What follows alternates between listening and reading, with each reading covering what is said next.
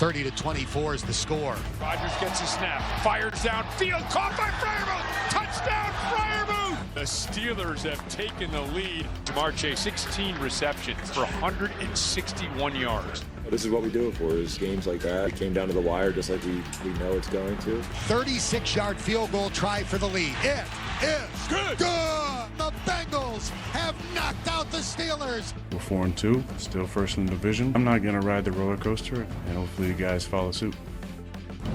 A fascinating night, a Thursday night win for the Bengals at home over the Steelers, who now sit, as far as ESPN Bet Sportsbook is concerned, just an eyelash ahead of the Ravens as far as their odds to win the division. The Bengals, as you see, are well behind, but with Joe Flacco last night, that offense looked so much better. They have games against the Jets and Bears coming up at home. I would say don't overlook Cincinnati, and I want to make this point quickly. We all should have known this was coming on Monday. When Mike Tomlin went up to the podium getting set for this game, they asked him about Cleveland trading Flacco within the division. Remember what Tomlin said. To be honest, it was shocking to me. Andrew Berry must be a lot smarter than me or us, because it doesn't make sense to me to trade a quarterback that you think enough of to make your opening day starter to a division opponent that's hurting in that area. But that's just my personal feelings.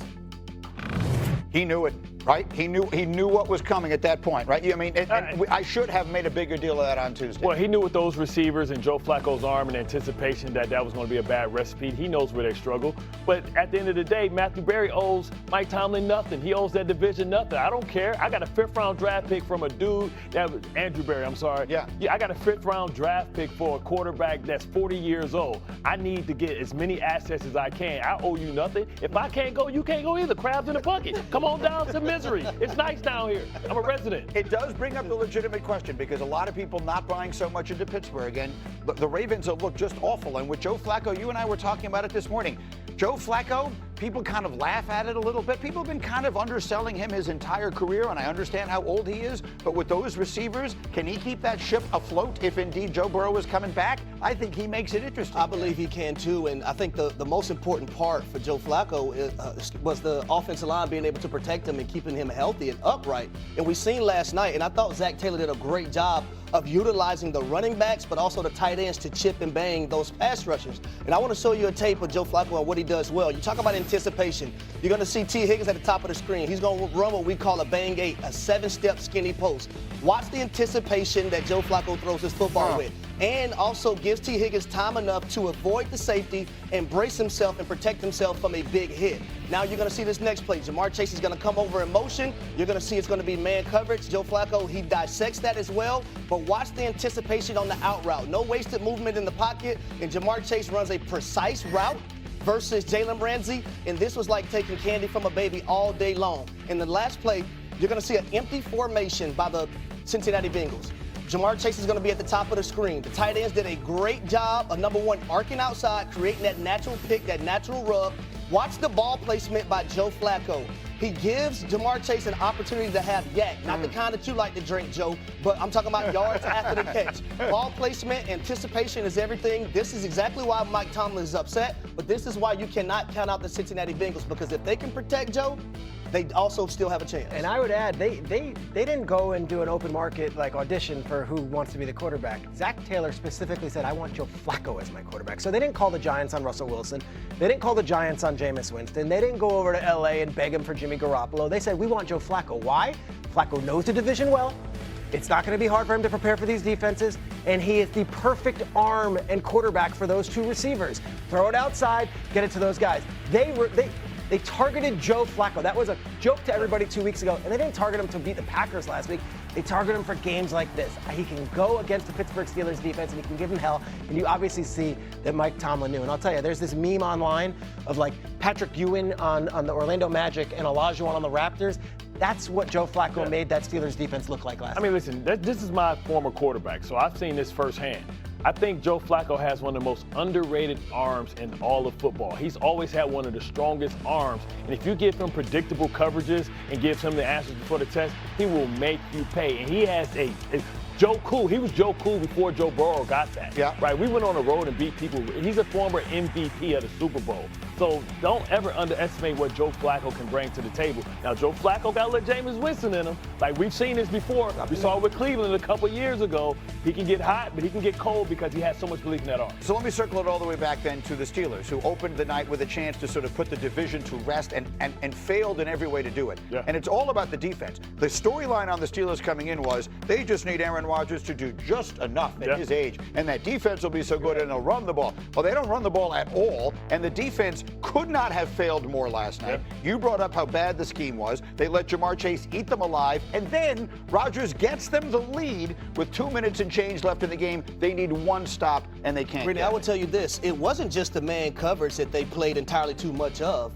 It was the inability to stop the run game of the Cincinnati Bengals. The Bengals came into that game 32nd in rushing, averaging under 60 rush yards per game. The gap integrity, they were not gap sound, the Pittsburgh Steelers, all night long. But we've seen this multiple times from this defense this season. We see the game one versus the New York Jets. Yeah. When they were able to bully the Pittsburgh Steelers defensive line and run all over them. So they have a lot of things to get fixed on their defense. I don't feel too comfortable about their defense right now. The headline to me is Rodgers is good. Rodgers has been every bit as good as you could have hoped he would be. It's the rest of this team that doesn't look like it's holding up. He's been solid, but before we go nuts with Cincinnati, that defense is still one of the absolute worst in the business. Correct. That's going to rear its head throughout the course of the season. With the Steelers, it always comes back to the analysis of Mike Tomlin, not Rodgers or the quarterback. The thing with Tomlin is, and this is what he gets his credit for, this is his brilliance, he's got the highest floor of any coach in the NFL. Never has a losing season. Right. Problem is his ceiling is relatively limited. Right. 75% is their win rate in one-score games over the last 6 years. That's eventually going to fall off. You saw it last night. This is why the door is open for Baltimore to take advantage. There's no tough team that's going to run away with it in the AFC. But y'all keep screaming Baltimore. Okay, can we? Because we know. Well, I know that damn defense sucks too. But the Cincinnati Bengals, you have a guy. Oh my God, Atlanta stopped somebody. You have a guy. But he's right. It does. The Ravens' defense has been terrible. I know they're all hurt, but it's been. It was one of the toughest schedules in the NFL to start the year, and a lot of guys got hurt. Those two things are going to turn. They were terrible last year, and that turned around, right? And the thing is, with the Steelers, they don't have the ability to really score quickly, right? They're playing with 3 tight ends, Aaron Rodgers, dink and dunk. Where you have a team on the other side that can get quick, easy scores, it puts so much bind on the defense. Okay, so last night was an interesting night. It was a good night for those of us who appreciate history in sports. We had Aaron Rodgers in his 40s. We had Joe about a Steeler, particularly a defense last night that couldn't get it done at all. I mean, we knew that this was a soft 4-2. I mean, they should have lost to the Jets. You talk about being outscored in a lot of games that they won or outrushed, outgained. They were able to get 5 turnovers against the Patriots. This just brings them back to the pack. And I think this is why we talked about the Baltimore Ravens still being a live dog when they get back and get healthy. But this is also about the Cincinnati Bengals. And the Cincinnati Bengals recognize that they had a quarterback that may not be able to play everywhere, but they were perfect for what they like to do with those tremendous receivers. These are the best receivers Joe Flacco's ever had in his career. He's a guy that still has a strong arm. You can keep him upright. He proved that he can make every throw in the book. So the Steelers open the door, and maybe the Ravens can come from back in the pack and catch up, and maybe the Bengals can too. I want everyone to focus. Harry and I had a nice breakfast this morning, and we got to talking in depth. The defensive strategy for the Steelers last night, your thoughts? It was criminal. And Terrell Austin, as a defensive coordinator, your job is to put your guys in positions to have success.